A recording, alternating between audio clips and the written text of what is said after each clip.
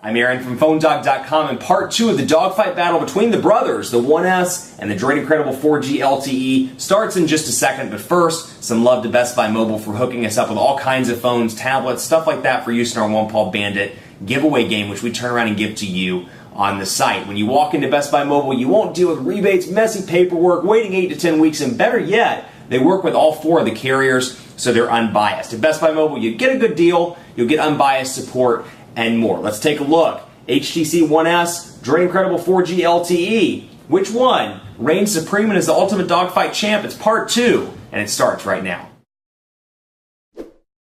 Part 2 of a dogfight battle between the HTC 1S and the HTC DROID Incredible 4G LTE. 2 hot devices from HTC, depending on your personal preferences. So HTC did this one, Mobile World Congress, earlier in Barcelona, and then HTC rolled this one out. There's a lot of HTCs.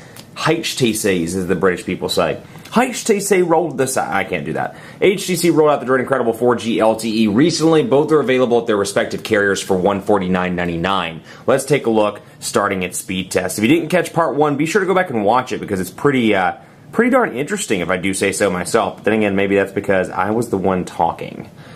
Here we go. Quadrant standard scores. I'm going to leave the bad jokes. I'm not even going to bother responding because they are pretty bad today. But it's Friday.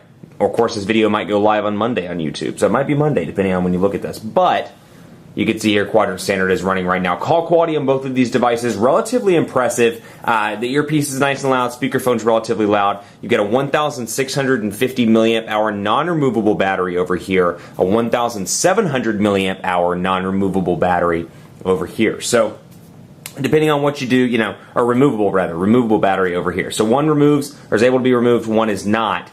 That said, they're honestly about the same. Standby time, HTC's really worked hard on improving standby times, and they've done a better job in recent devices like these. Standby times, I can make it several days without touching the device, and it works relatively well.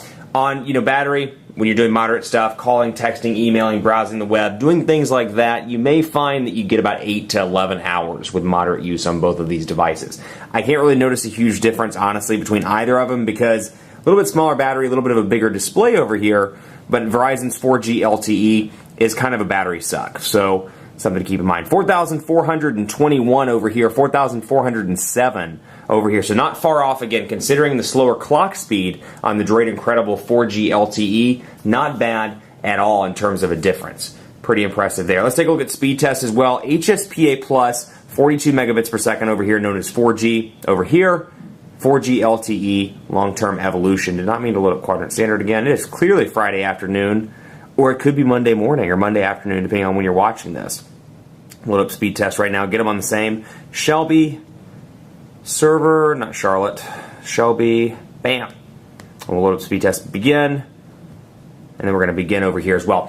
Verizon commits to 5 to 12 megabits per second of download speeds on their 4G LTE and 2 to 5 megabits per second on the upload speed. It's been relatively impressive, though, in my office lately. It was terrible when I first moved in. It's definitely improved, getting 8 megabits per second, 9 megabits per second, and then on the upload, relatively reasonable as well. Over here, though, T-Mobile, 12 megabits per second. Very impressive considering HSPA+. And it does support 42 megabits per second. Upload speeds a little bit less, so they are kind of struggling in that department. 0.8 megabits per second. Then over here, 11 megabits per second. So very impressive on the Verizon front. Speed test wise, Verizon's is the winner. Let's take a look as well at camera. 8 megapixel cameras on both of these devices, and you would think, and I said this in part 1, a lot of reviewers compare the DROID Incredible 4G LTE to the HTC 1S. Because in terms of where it fits in the lineup of HTC devices, it's probably Evo 4G LTE 1, 1X2, 1S3, DROID Incredible 4G LTE 4, HTC 1V5. So that's how they kind of rank in order of highest to lowest. That said, they oftentimes get ranked kind of together because they've got similar specs. That said, both have 8 megapixel cameras, but the 1S has image sense, whereas the DROID Incredible 4G LTE, too many HTC devices around these days, but it does not have image sense. So you take beautiful pictures with this device. The still camera works relatively well. I'm going to bring in some competition here. It just happened to be laying over here on my desk. And I'm going to bring in the Galaxy Note and try and get it out of the light so we can get a decent picture. But you can use it for burst mode and do stuff like this. And bam, there's my burst mode, and I can take the best picture, pick the one that I like, go to best shot, hit yes, and delete the rest. Also, I can go into recording and do still shots. So let's say I'm at my daughter's basketball game or my son's soccer game. I can take still shots while they're running up and down the court or the field, depending on what sport they prefer, and get both stills and video. Now over here, you don't get the ability to do burst mode, unfortunately. It's just one picture at a time. And now it takes it relatively quickly, you'll see. I can kind of take quick shots. That said, it's not burst mode by any stretch of the imagination, and if that's a feature you like, fortunately it's not available on the Droid Incredible 4G LTE. That said, picture quality is still decent over here. I think the cameras are great on both of these devices and very much a tie. That said, if that burst mode feature is something that's important to you, you don't get that feature over on this device. What you do get is the ability to still take stills, though, while you're recording video. So really the only thing you're missing out on is the burst mode, that kind of feature. And that's something, in my opinion, again, keeping in mind these are the same price in their respective carriers, that's a feature I'd really like to have. And I'm really surprised that Verizon omitted it on the Droid Incredible 4G LTE. Another thing you'll notice, if you get really down into the nitty-gritty with these devices, the personalization menus are a little bit different. So HTC Hub, we've talked about this a million times in Dogfight. You get the ability to go onto HTC's website and download custom ringtones, wallpapers, themes, skins, all kinds of good stuff.